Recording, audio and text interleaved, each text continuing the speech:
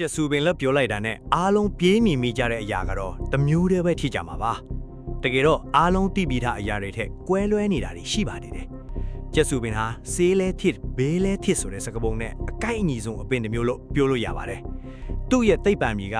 Resinus communis လို့ခေါ်ပြီးမြန်မာနိုင်ငံရဲ့နေရာအနှံ့ပြားမှာအလေးအကျပေါက်နေတာကိုတွေ့ရမှာပါ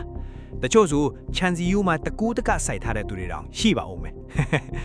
ဒီအပင်မှာထူးခြားတာကဆေးဖက်ဝင်တယ်လို့တစ်ဖက်မှာလည်းအတတ်အန္တရာယ်ဖြစ်စေနိုင်တဲ့အစိတ်အတောက်တွေရှိနေတာပါပဲကျက်ဆူဆေးကနေထုတ်ယူတဲ့ကျက်ဆူစီဟာကဘာတဝိုင်းမှာနာမည်ကြီးပါတယ်ရှေးရခင်ကတဲ့ဝမ်းနုဆေးဖြစ်အသုံးပြုခဲ့ကြသလိုအခုခေတ်မှာတော့စပင်တန်ဆွမ်းမောနဲ့အသားရည်ထိမ့်ထိုင်ဖို့အတွက်အလှပါကြီးရမှာအသုံးများလာပါတယ်ဒါအပြင်စက်မှုလုပ်ငန်းသုံးချောစီနဲ့ဈေးတုပ်လုပ်ငန်းတွေမှာလည်းအရေးပါတဲ့ကုန်ကျွမ်းတစ်ခုဖြစ်ပါတယ်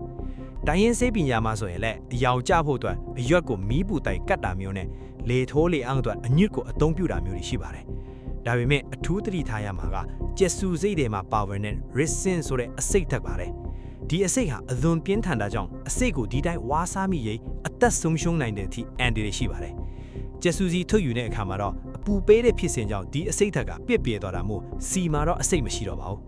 အစိတ်ရဲ့ပုံစံကလှပတာကြောင့်ကလေးငယ်တွေနဲ့တရိတ်ဆန်တွေမှားယွင်းစားမိတာမျိုးမဖြစ်အောင်အထူးဂရုစိုက်ဖို့လိုပါတယ်ဒါကြောင့်ကျက်ဆူစီကိုအလှပကြတုံးတာကပြဿနာမရှိပေမဲ့အစိတ်ကိုစားသုံးတာဒါမှမဟုတ်ကိုယ်တိုင်ဆေးဖော်ဆက်တာမျိုးကိုတော့လုံးဝမပြုလုပ်သင့်ပါဘူးနောက်ဆုံးအနေနဲ့ပြောရရင်ကျက်ဆူပင်ကနေအရေးသွေးမီဇီဝတီဆယ်ထုတ်လုပ်ပြီးလောင်စာဆီဖြစ်သုံးမဲ့ဆိုရင်အစစ်မြင့်နည်းပညာအနေနဲ့အစစ်နေအများကြီးလိုအပ်သေးတာကြောင့်ကဘာတဝိုင်းနေရအနှဲငယ်မှာပဲအသုံးပြုနေပါသေးတယ်